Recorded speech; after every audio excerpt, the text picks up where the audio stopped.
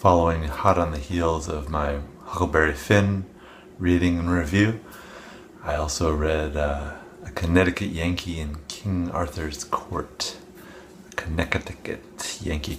So this book, it took him almost 5 years after the publication of Huckleberry Finn.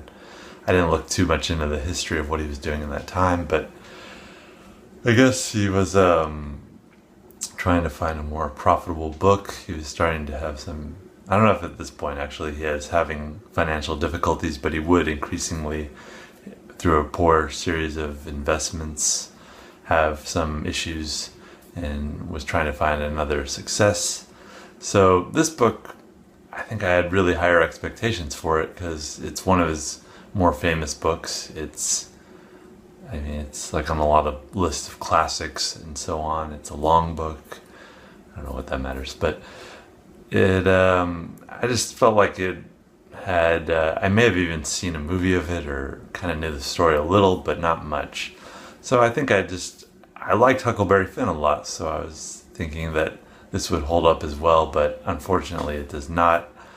The edition I have has an introduction by Kurt Vonnegut that points out that there are quite a few issues with this book, such as the method for this Connecticut Yankee traveling back to King Arthur's court in the 6th century. The method for that happening is just he gets hit on the head or something and he just wafts back into the past. This is several years before H.G. Wells published The Time Machine, so time travel stories, they had existed before this, but they were the methods were still being worked out for the best way of conveying people through time. And he just kind of arrives in the past, and so some of the issues, there's like technical issues like that, but then there's more substantial issues. Like I'd be willing to overlook that stuff if the characters, for example, were stronger, but they're not, and the plot was better. It's just kind of, what happens is so told after the fact, and many years pass without any character development or any significant changes. And when conflict finally does come, Twain finally realizes he has a chance for making the story a little more interesting by having this plot of King Arthur and the main narrator becoming slaves and seeing the social injustice of that, blah, blah, blah. It becomes a little heavy-handed, first off. Like the way that I said that Huck Finn strikes the right balance between moral without becoming moralizing. This book does not. It hammers the moral home every chapter.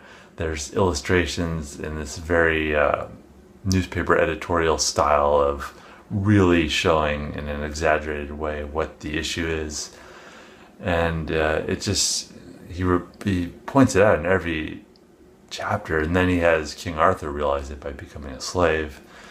And it's funny that the first thing he does when he gets to the past is start introducing all these technological developments. But one of my favorite passages, which there are some good points in the book, that he has this scene where even with all these innovations and attempts at social justice and forming a republic, the narrator realizes that people still, much like in our current crisis of populism, that no matter how many advantages we have and how most of us know what is right, and still people should have access to basic human rights, we still revert to this very instinctual primate level of existence when we feel that our stuff is threatened, our safety.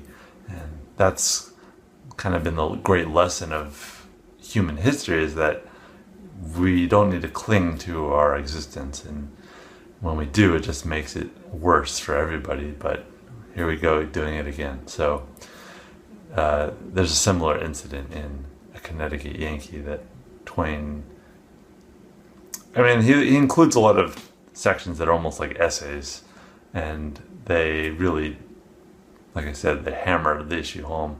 I don't need to hammer it home because I've said it already, but I just don't care for this book as much as some of his other books, Huck Finn, Tom Sawyer. And I really hope that Huck Finn wasn't the only high point, and that we're going to see some other great points in his writing from here on out.